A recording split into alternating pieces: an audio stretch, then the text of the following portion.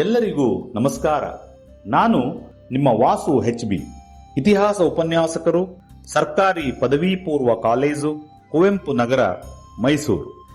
ಜನಧ್ವನಿ ರೇಡಿಯೋದ ಪ್ರೀತಿಯ ಶ್ರೋತೃಗಳೇ, ಈ ದಿನ ಕರ್ನಾಟಕದ ಏಕೀಕರಣ ಚಳುವಳಿ ಕುರಿತು ಮಾತನಾಡಲು ಬಂದಿದ್ದೇನೆ. ಮೊದಲಿಗೆ ನಿಮಗೆಲ್ಲರಿಗೂ ಕನ್ನಡ ರಾಜ್ಯೋತ್ಸವದ ಶುಭಾಶಯಗಳನ್ನು ತಿಳಿಸುತ್ತಾ, ಕರ್ನಾಟಕ ಎಂಬುದೇನು ಹೆಸರೇ, ಬರಿಯ ಮಣ್ಣಿಗೆ ಮಂತ್ರಕಣ, ಶಕ್ತಿ ಕಣ, ತಾಯಿ ಕಣ, ದೇವಿ ಕಣ, ಬೆಂಕಿ ಕಣ, ಸಿಡಿಲು ಕಣ, ಕಾಯ ಕೊಲ್ಲುವ ಒಲವ ಬಲವ ಪಡೆದ ಛಲದ ಚಂಡಿಕಣ, ಋಷಿಯ ಕಾಣ್ಬ ಕಣ್ಣಿಗೆ ಎಂದವರು ಕುವೆಂಪು. ಇಂತಹ ಚಲುವಾದ ನಾಡು ಹೆಪ್ಪುಗಟ್ಟಿದ್ದು ಹೇಗೆ, ಕನ್ನಡ ನೆಲವೆಲ್ಲ ಒಂದೇ ಸೂರಿನಡಿ ಸಂಗಮಿಸಿದ್ದು ಹೇಗೆ ಎಂಬ ರೋಚಕ ಕಥೆಯೇ ಈ ದಿನದ ಹೂರಣ. ಶ್ರೀ ವಿಜಯನ ಕವಿರಾಜ ಮಾರ್ಗದಲ್ಲಿ ಕಾವೇರಿಯಿಂದ ಗೋದಾವರಿವರೆ ಮಿರ್ಪ ನಾಡದ ಕನ್ನಡದೋಳ್ ಭಾವಿಸಿದ ಜನಪದಮಂ ವಸುಧಾವಳೆಯ ವಿಲೀನ ವಿಷದ ವಿಷಯ ವಿಶೇಷಂ ಎಂದು ಉಲ್ಲೇಖವಾಗಿದೆ. ಅಂದರೆ ಕಾವೇರಿಯಿಂದ ಆ ಗೋದಾವರಿವರೆಗಿರುವ ವಿಶೇಷವಾಗಿ ಗುರುತಿಸಿರುವ ಆ ಕನ್ನಡ ನಾಡು ಈ ಭೂಖಂಡದಲ್ಲೇ ವಿಶೇಷವಾದ ನಾಡು ಎಂದರ್ಥ. ಇಂತಹ ಕರ್ನಾಟಕದ ಹಿಂದಿನ ಹೆಸರು ಮೈಸೂರು ರಾಜ್ಯ. ಬ್ರಿಟಿಷ್ ಪ್ರಭುತ್ವದ ಸಮಯದಲ್ಲಿ ಮೈಸೂರು ಸಂಸ್ಥಾನವಾಗಿ ಆಳಲ್ಪಟ್ಟ ಈ ಭಾಗ ಒಡೆಯರ ಸಂತತಿಯಿಂದ ಹೊರೆಯಲ್ಪಟ್ಟಿತು.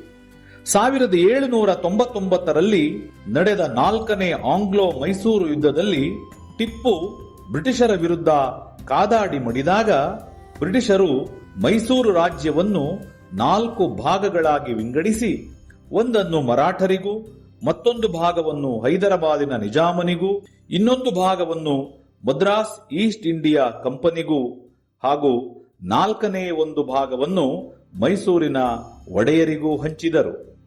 ಆಗ ಕನ್ನಡದ ನೆಲಗಳೆಲ್ಲ ಬೇರೆ ಸಂಸ್ಥಾನಗಳ ಆಡಳಿತದ ಅಧೀನಕ್ಕೆ ಸೇರಿದವು.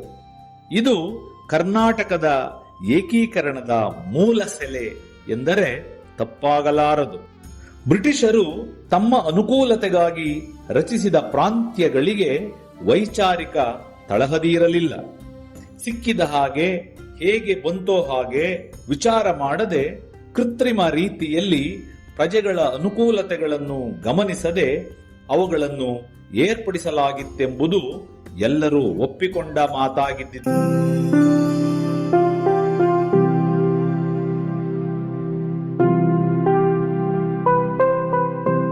ಹಾಗೆ ಮಾಡುವಲ್ಲಿ ಭೌಗೋಳಿಕ, ಆರ್ಥಿಕ, ಜನಾಂಗೀಯ ಇಲ್ಲವೇ ಭಾಷಾ ವಿಷಯ ಯಾವ ತತ್ವವನ್ನು ಅನುಸರಿಸಿದ್ದಿಲ್ಲ. ಎಷ್ಟೋ ಸಲ ಅವುಗಳನ್ನು ಅಸ್ವಾಭಾವಿಕ ಹಾಗೂ ಅನನುಕೂಲ ರೀತಿಯಲ್ಲಿ ನಿರ್ಮಿಸಲು ಸೈನಿಕ ದೃಷ್ಟಿಯಿಂದ ಹಾಗೂ ಆಯಾಕಟ್ಟಿನ ಭದ್ರತಾ ದೃಷ್ಟಿಯಿಂದ ಕೈಗೊಂಡ ತೀರ್ಮಾನಗಳು ಕಾರಣವಾಗಿದ್ದವು. ಭಾಷಾನ್ವಯ ಪ್ರಾಂತ್ಯ ರಚನೆಯ ಆಂದೋಲನವು 19ನೇ ಶತಮಾನದ ಕೊನೆಯ ಭಾಗದಲ್ಲಿ ಆರಂಭವಾಗಿರುವುದು ಚರಿತ್ರೆಯಿಂದ ನಮಗೆ ತಿಳಿಯುತ್ತದೆ. 1905ರಲ್ಲಿ ಲಾರ್ಡ್ ಕರ್ಜನ್ ಬಂಗಾಳವನ್ನು ವಿಭಜಿಸಿದಾಗ ಭಾಷಾವಾರು ಪ್ರಾಂತ್ಯ ರಚನೆಯ ಆಂದೋಲನವು ರಾಷ್ಟ್ರೀಯ ಪ್ರಶ್ನೆಯಾಗುವಂತೆ ಮೂಡಿತು. ಬಂಗಾಳದಲ್ಲಿದ್ದ ಹಿಂದಿ ಭಾಷಿಕರು ತಮಗಾದ ಅನ್ಯಾಯವನ್ನು ದೊಡ್ಡ ಆಂದೋಲನದ ರೂಪದಲ್ಲಿ ಪ್ರತಿಬಿಂಬಿಸಿದರು. ಇದು ಭಾಷಾ ವಿಷಯಕ ಆಕಾಂಕ್ಷೆಗಳು ಮತ್ತು ಆಂದೋಲನ ಜಾಗೃತವಾಗುವಂತೆ ಮಾಡಿತು. 1927ರಲ್ಲಿ ಭಾರತಕ್ಕೆ ಬಂದ ಸೈಮನ್ ಕಮಿಷನ್ ಸಿಂಧ್ ಮತ್ತು ಒರಿಯಾ ಪ್ರಾಂತ್ಯಗಳ ರಚನೆಯ ಕುರಿತಾದ ಬೇಡಿಕೆಗಳನ್ನು ವಿಶಿಷ್ಟವಾಗಿ ಬೆಂಬಲಿಸಿತು. ಇದು ಕನ್ನಡಿಗರಿಗೆ ನವ ಚೈತನ್ಯ ತಂದಿತು. ನಂತರ 1928ರಲ್ಲಿ ನೇಮಕಗೊಂಡ ನೆಹರು ಸಮಿತಿ ತನ್ನ ವರದಿಯಲ್ಲಿ ವ್ಯಕ್ತಪಡಿಸಿದ ಅಭಿಪ್ರಾಯವು ಅತ್ಯಂತ ಮಹತ್ವವುಳ್ಳದಾಗಿತ್ತು. ತನ್ನ ವರದಿಯಲ್ಲಿ ಭಾರತದಲ್ಲಿಯ ಈಗಿನ ಪ್ರಾಂತ್ಯಗಳ ವಿಭಜನೆಗೆ ವೈಜ್ಞಾನಿಕ ತಳಹದಿಯೇನೂ ಇರಲಾರದು. ಆಕಸ್ಮಿಕ ಘಟನೆಗಳಿಂದ ಹಾಗೂ ಬ್ರಿಟಿಷ್ ಪ್ರಭುತ್ವ ಭಾರತದಲ್ಲಿ ವಿಸ್ತಾರಗೊಂಡಂತೆ ಉದ್ಭವಿಸಿದ ಪರಿಸ್ಥಿತಿಯಿಂದ ಅದು ರೂಪುಗೊಂಡಿದೆ. ಒಟ್ಟಿನಲ್ಲಿ ಪ್ರಾಂತ್ಯಗಳನ್ನು ಮರಳಿ ವಿಂಗಡಿಸಬೇಕೆಂಬುದು ನಿರ್ವಿವಾದವಾಗಿದೆ ಎಂದು ತಿಳಿಸಿತು. ಈ ಹೊತ್ತಿಗೆ ಶ್ರೀರಂಗನಾಥ ದಿವಾಕರ್ ಅವರು ಕನ್ನಡದ ನೆಲಗಳನ್ನೆಲ್ಲ ಸೇರಿಸಿ ಪ್ರತ್ಯೇಕ ಪ್ರಾಂತ್ಯವಾಗಿ ನಿರ್ಮಿಸಬೇಕೆಂಬ ವಿಚಾರಕ್ಕೆ ಬಲವಾದ ಆಧಾರಗಳನ್ನು ನೀಡಿ ಕಾಂಗ್ರೆಸ್ಸಿನ ಪರವಾಗಿ ಮೊದಲಿಗೆ ಆಗ್ರಹಪಡಿಸಿದರು. ಇದಕ್ಕೂ ಮೊದಲೇ 1916ರಲ್ಲಿ ಧಾರವಾಡದಲ್ಲಿ ಸ್ಥಾಪನೆಯಾದ ಕರ್ನಾಟಕ ಸಭಾ ನವಕರ್ನಾಟಕ ಪ್ರಜ್ಞೆಯನ್ನು, ಅಖಂಡ ಕರ್ನಾಟಕದ ನಿರ್ಮಾಣದ ಕನಸನ್ನು ಜಾಗೃತಗೊಳಿಸಿತ್ತು. ಇದರೊಟ್ಟಿಗೆ ಬೆಂಗಳೂರಿನಲ್ಲಿ ಸ್ಥಾಪನೆಗೊಂಡ ಕನ್ನಡ ಸಾಹಿತ್ಯ ಪರಿಷತ್ತು ಏಕೀಕೃತ ಕರ್ನಾಟಕಕ್ಕಾಗಿ ಕಟಿಬದ್ಧವಾಗಿತ್ತು. ಕರ್ನಾಟಕ ಸಭಾದ ಮುಖಂಡರು 1920ರಲ್ಲಿ ಮೈಸೂರಿನ ಮಾಜಿ ದಿವಾನರಾದ ವಿ.ಪಿ. ಮಾಧವರಾವ್ ಅವರ ಅಧ್ಯಕ್ಷತೆಯಲ್ಲಿ ಪ್ರಥಮ ಕರ್ನಾಟಕ ರಾಜಕೀಯ ಪರಿಷತ್ತನ್ನು ಸಂಘಟಿಸಿದರು. ಈ ಮಹಾ ಸಮ್ಮೇಳನಕ್ಕೆ ಕರ್ನಾಟಕದ ಸಕಲ ಭಾಗಗಳಿಂದ ನೂರಾರು ಪ್ರತಿನಿಧಿಗಳು ಬಂದಿದ್ದರು. ಅತ್ಯಂತ ಯಶಸ್ವಿಯಾಗಿ ಜರುಗಿದ ಈ ಪರಿಷತ್ತು ಪ್ರತ್ಯೇಕ ಕರ್ನಾಟಕದ ರಚನೆಯಾಗಬೇಕೆಂದು ಒಕ್ಕೊರಲಿನಿಂದ ಘೋಷಿಸಿತು. ನಂತರ ಕಡಪ ರಾಘವೇಂದ್ರ ರಾಯರು ಕರ್ನಾಟಕದಾದ್ಯಂತ ಸುತ್ತಾಡಿ 800 ಪ್ರತಿನಿಧಿಗಳ ನಾಯಕರಾಗಿ 1920ರ ನಾಗಪುರದಲ್ಲಿ ಸೇರಿದ ಅಖಿಲ ಭಾರತ ಕಾಂಗ್ರೆಸ್ ಅಧಿವೇಶನಕ್ಕೆ ಹೋಗಿ ಭಾಷೆಯ ಆಧಾರದ ಪ್ರಾಂತ್ಯ ರಚನೆಯಾಗಬೇಕೆಂದು ಗಾಂಧೀಜಿಯವರಿಗೆ ಭಿನ್ನವತ್ತಳೆ ಸಲ್ಲಿಸಿದರು. ಗಾಂಧೀಜಿಯವರ ಮಾರ್ಗದರ್ಶನದ ಮೇರೆಗೆ ದೇಶವನ್ನು 21 ಕಾಂಗ್ರೆಸ್ ವಲಯಗಳಾಗಿ ವಿಭಜಿಸಲಾಯಿತು. ಅಂದಿನಿಂದ ಕರ್ನಾಟಕ ಕಾಂಗ್ರೆಸ್ ಸಮಿತಿ ಅಸ್ತಿತ್ವಕ್ಕೆ ಬಂದಿತು. ಆ ನಂತರ 1924ರಲ್ಲಿ ಬೆಳಗಾವಿಯಲ್ಲಿ ನಡೆದ ಅಖಿಲ ಭಾರತ ಕಾಂಗ್ರೆಸ್ ಅಧಿವೇಶನದ ಅಧ್ಯಕ್ಷತೆಯನ್ನು ಮೊದಲ ಬಾರಿಗೆ ಗಾಂಧೀಜಿ ವಹಿಸಿದ್ದರು. ಈ ಅಧಿವೇಶನದಲ್ಲಿ ಭಾಷಾವಾರು ಪ್ರಾಂತ್ಯದ ರಚನೆಗೆ ಗೊತ್ತುವಳಿ ಮಂಡಿಸಿ ಕರ್ನಾಟಕ ಏಕೀಕರಣ ಸಭಾ ಎಂಬ ಸಂಘಟನೆಯನ್ನು ಆರಂಭಿಸಿದರು. ಹೀಗೆ ರಾಷ್ಟ್ರೀಯ ನಾಯಕರು ಕರ್ನಾಟಕದ ಏಕೀಕರಣದ ವಿಷಯದಲ್ಲಿ ಆಸಕ್ತಿ ವಹಿಸಿದ ನಂತರ ಅದಕ್ಕೊಂದು ನಿಶ್ಚಿತ ಸ್ವರೂಪ ನೀಡಿದವರು ಆಲೂರು ವೆಂಕಟರಾಯರು. ಕನ್ನಡ ಕುಲಪುರೋಹಿತ ಎಂದೇ ಕರೆಯಲ್ಪಟ್ಟ ಇವರು ಏಕೀಕರಣಕ್ಕಾಗಿ ಅಹರ್ನಿಸಿ ದುಡಿದರು. ಒಮ್ಮೆ ಹೋಮ್ ರೂಲ್ ಲೀಗ್ ಚಳುವಳಿಯ ಸಂದರ್ಭದಲ್ಲಿ ತಿಲಕರು ಇವರಿಗೆ ಕನ್ನಡದಲ್ಲಿ ಮಾತನಾಡಿ ಕನ್ನಡ ಭಾಷೆಯ ಹಕ್ಕನ್ನು ಸ್ಥಾಪಿಸು ಎಂದಿದ್ದರಂತೆ. ಅದರಿಂದ ಪ್ರೇರಣೆಗೊಂಡ ವೆಂಕಟರಾಯರು ಕರ್ನಾಟಕ ಗತವೈಭವ ಎಂಬ ಗ್ರಂಥವನ್ನು ಬರೆದರು. ಇವರ ಜೊತೆಗೆ ಮುದವೀಡು ಕೃಷ್ಣರಾಯರು, ವೆಂಕಟರಂಗೋಕಟ್ಟಿ, ಬಿಂದೂರಾವ್ ಮುತಾಲಿಕ್ ದೇಸಾಯಿ, ಗದಿಗಯ್ಯ ಹೊನ್ನಾಪುರ ಮಠ, ಪಾಟೀಲ ಸಂಗಪ್ಪ ಮುಂತಾದ ಹಿರಿಯ ನಾಯಕರಿದ್ದರು. ಗದಿಗಯ್ಯ ಹೊನ್ನಾಪುರ ಮಠ ಅವರ ಮನೆಯ ಅಟ್ಟದ ಮೇಲೆ ಕರ್ನಾಟಕ ಸಭಾ ಸ್ಥಾಪನೆಯಾದದ್ದನ್ನು ಇಲ್ಲಿ ಸ್ಮರಿಸಬಹುದಾಗಿದೆ. 1924ರ ಬೆಳಗಾವಿ ಕಾಂಗ್ರೆಸ್ ಅಧಿವೇಶನದಲ್ಲಿ ಹುಯಿಲಗೋಳ ನಾರಾಯಣರಾಯರು ಉದಯವಾಗಲಿ ನಮ್ಮ ಚೆಲುವ ಕನ್ನಡ ನಾಡು ಎಂಬ ಗೀತೆ ರಚಿಸಿ ತಾವೇ ಹಾಡಿದರು. ನಂತರ R.B. ಕುಲಕರ್ಣಿ ಬರೆದ ಕನ್ನಡಿಗನ ಸರ್ವಸ್ವ ಅಥವಾ ಸಂಯುಕ್ತ ಕರ್ನಾಟಕ ಪ್ರಾಂತ್ಯ ಎಂಬ ಕೃತಿಯು ಬಿಡುಗಡೆಯಾಯಿತು.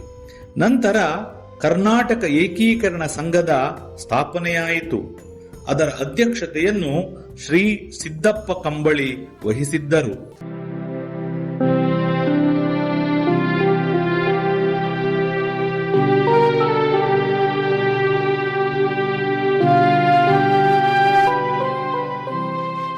ಅವರು ಆಗಿನ ಮುಂಬೈ ವಿಧಾನ ಪರಿಷತ್ತಿನ ಉಪಸಭಾಪತಿಯಾಗಿದ್ದವರು. 1924ರಿಂದ 1946ರವರೆಗೆ ನಡೆದ 10 ಕರ್ನಾಟಕ ಏಕೀಕರಣ ಪರಿಷತ್ತುಗಳ ಮುಖ್ಯ ಉದ್ದೇಶವೂ ಕರ್ನಾಟಕ ಏಕೀಕರಣವೇ ಆಗಿತ್ತು. ಒಮ್ಮೆ ಸರ್ದಾರ್ ವಲ್ಲಭಭಾಯಿ ಪಟೇಲರು ಭಾಷಾವಾರು ಪ್ರಾಂತ್ಯ ರಚನೆಯ ಅಗತ್ಯತೆಯನ್ನು ತಿಳಿಸಿ ಸದ್ಯದಲ್ಲೇ ಕರ್ನಾಟಕ ಪ್ರಾಂತ್ಯ ರಚನೆಯಾಗುವುದೆಂದು ತಿಳಿಸಿದರು. ದಾವಣಗೆರೆಯಲ್ಲಿ ನಡೆದ ಕರ್ನಾಟಕ ಏಕೀಕರಣ ಮಹಾಸಭೆಯಲ್ಲಿ ಬಳ್ಳಾರಿಯ ಕೋ ಚನ್ನಬಸಪ್ಪನವರು ಸಾಧ್ಯವಾದರೆ ಮೈಸೂರನ್ನು ಒಳಗೊಂಡು ಅಗತ್ಯವಾದರೆ ಅದನ್ನು ಬಿಟ್ಟು ಕರ್ನಾಟಕ ರಾಜ್ಯ ನಿರ್ಮಾಣವಾಗಬೇಕೆಂದು ಗೊತ್ತುವಳಿ ಮಂಡಿಸಿದರು. ಆದರೆ ಅದಕ್ಕೆ ಕೆಂಗಲ್ ಹನುಮಂತಯ್ಯನವರು ಒಂದು ತಿದ್ದುಪಡಿ ತಂದು ಮೈಸೂರನ್ನೂ ಒಳಗೊಂಡು ಕರ್ನಾಟಕ ರಾಜ್ಯ ನಿರ್ಮಾಣವಾಗಬೇಕು ಎಂದು ಬದಲಿಸಿದರು. ಈ ಉದ್ದೇಶ ಸಾಧನೆಗೆ S Nijalingappa, MP Patil, KB Jinaraja Hegde ಅವರ ನೇತೃತ್ವದಲ್ಲಿ 3 ಸದಸ್ಯರ ಸಮಿತಿ ನೇಮಿಸಲಾಯಿತು. ನಂತರ ಭಾರತಕ್ಕೆ ಸ್ವಾತಂತ್ರ್ಯ ಬರುವ ದಿನಗಳು ಹತ್ತಿರವಾದಂತೆಲ್ಲ ಎಲ್ಲರಿಗೂ ಏಕೀಕರಣ ಆಗಲೇಬೇಕೆಂಬ ಆಸಕ್ತಿ ಹೆಚ್ಚಿತು. ಭಾರತಕ್ಕೆ ಸ್ವಾತಂತ್ರ್ಯ ಪ್ರಾಪ್ತವಾದ ಮೇಲೂ ಕರ್ನಾಟಕ ರಾಜ್ಯ ರಚನೆಯನ್ನು ಮುಂದಕ್ಕೆ ಹಾಕಿದುದಕ್ಕೆ ಏಕೀಕರಣ ಪರಿಷತ್ತು ತನ್ನ ತೀವ್ರ ನಿರಾಶೆಯನ್ನು, ನ್ಯಾಯವಾದ ಸಂತಾಪವನ್ನು ಗೊತ್ತುವಳಿಯ ಮೂಲಕ ತೋರ್ಪಡಿಸಿತು. 1948ರ ಜನವರಿ 23ರಂದು ಎಸ್ ನಿಜಲಿಂಗಪ್ಪನವರ ಅಧ್ಯಕ್ಷತೆಯಲ್ಲಿ ಕರ್ನಾಟಕ ಪ್ರತಿನಿಧಿಗಳ ಶಿಷ್ಟ ಮಂಡಲವೊಂದು ನವದೆಹಲಿಯಲ್ಲಿ ಮಹಾತ್ಮ ಗಾಂಧೀಜಿಯವರನ್ನು ಹಾಗೂ ಕಾಂಗ್ರೆಸ್ ಕಾರ್ಯಸಮಿತಿಯವರನ್ನು ಭೇಟಿ ಮಾಡಿ ಚರ್ಚಿಸಿತು. 1948ರಲ್ಲಿ ಎಸ್.ಕೆ. ಧಾರ್ ನೇತೃತ್ವದಲ್ಲಿ ಭಾಷಾನ್ವಯ ರಾಜ್ಯ ರಚನಾ ಆಯೋಗವನ್ನು ನೇಮಿಸಲಾಯಿತು. ಆಂಧ್ರ, ಕರ್ನಾಟಕ, ಕೇರಳ ಪ್ರಾಂತ್ಯಗಳ ರಚನೆಯ ಸಾಧಕ ಬಾಧಕ ಅಂಶಗಳನ್ನು ಕುರಿತು ವರದಿ ಮಾಡುವಂತೆ ತಿಳಿಸಲಾಯಿತು. 1000ಕ್ಕೂ ಹೆಚ್ಚು ಮನವಿ ಸ್ವೀಕರಿಸಿ 700ಕ್ಕಿಂತ ಹೆಚ್ಚು ಸಾಕ್ಷಿದಾರರನ್ನು ಪರೀಕ್ಷಿಸಿ 1948ರ ಡಿಸೆಂಬರ್ನಲ್ಲಿ ತನ್ನ ವರದಿಯನ್ನು ಸಾದರಪಡಿಸಿ ಭಾಷಾನ್ವಯ ಪ್ರಾಂತ್ಯ ರಚನೆಯನ್ನು ಕೈಗೊಳ್ಳಬಾರದೆಂದು ಹೇಳಿತು. ಈ ವರದಿಯನ್ನು ಸಾರ್ವತ್ರಿಕವಾಗಿ ಕರ್ನಾಟಕ ಮತ್ತು ಆಂಧ್ರಗಳಲ್ಲಿ ತೀಕ್ಷ್ಣವಾಗಿ ಖಂಡಿಸಲಾಯಿತು. ನಂತರ ಜೆವಿಪಿ ಸಮಿತಿಯನ್ನು ರಚಿಸಲಾಯಿತು. ಜವಾಹರಲಾಲ್ ನೆಹರು, ವಲ್ಲಭಭಾಯಿ ಪಟೇಲ್ ಮತ್ತು ಪಟ್ಟಾಭಿ ಸೀತಾರಾಮಯ್ಯರವರಿದ್ದ ತ್ರಿಸದಸ್ಯ ಸಮಿತಿಯು ಈ ಪ್ರಶ್ನೆಯ ಪುನರ್ ಪರಿಶೀಲನೆಗಾಗಿ ನಿಯುಕ್ತಿಗೊಂಡಿತು. 1952ರ ಅಕ್ಟೋಬರ್ ತಿಂಗಳಲ್ಲಿ ಶ್ರೀ ಪೊಟ್ಟಿ ಶ್ರೀರಾಮುಲು ಎಂಬ ಆಂಧ್ರ ಮುಖಂಡರು ಆಂಧ್ರ ರಾಜ್ಯವನ್ನು ರಚಿಸಲು ಸರ್ಕಾರವನ್ನು ಒತ್ತಾಯಿಸುವ ಸಲುವಾಗಿ ಆಮರಣ ಉಪವಾಸವನ್ನು ಕೈಗೊಂಡರು ಮತ್ತು 58 ದಿನಗಳ ನಂತರ ನಿಧನ ಹೊಂದಿದರು. ಆಂಧ್ರದಲ್ಲೆಲ್ಲ ಗಲಭೆಗಳುಂಟಾಗಿ ಸರ್ಕಾರಿ ಆಸ್ತಿಗೆ 1 ಕೋಟಿ ರೂಪಾಯಿಗೂ ಹೆಚ್ಚು ಹಾನಿ ಸಂಭವಿಸಿತು. ಅದೇ ವರ್ಷದ ಡಿಸೆಂಬರ್ 13ರಂದು ನೆಹರು ಆಂಧ್ರ ರಾಜ್ಯದ ರಚನೆಯನ್ನು ಘೋಷಿಸಿದರು. ಇದನ್ನು ವಿರೋಧಿಸಿ ಕೆಂಗಲ್ ಹನುಮಂತಯ್ಯನವರ ನಾಯಕತ್ವದಲ್ಲಿ ಹಲವು ನಾಯಕರು ಪ್ರತಿಭಟಿಸಿದರು.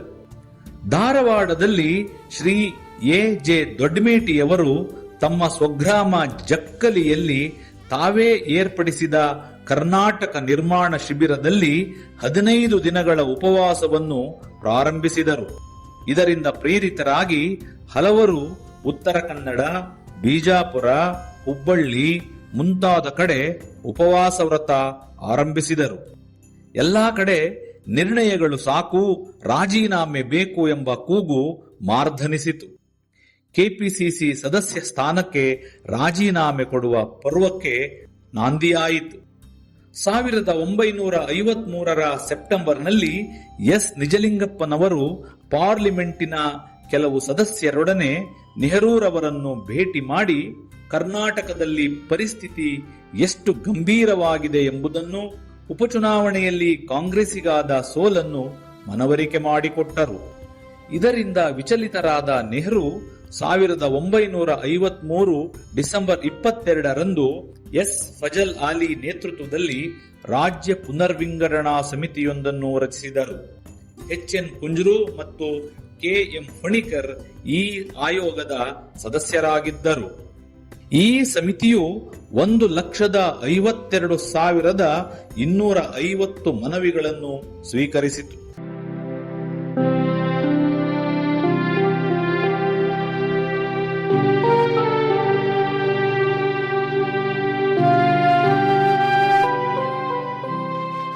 ಸುಮಾರು 9,000 ವ್ಯಕ್ತಿಗಳನ್ನು ಸಂದರ್ಶಿಸಿತು.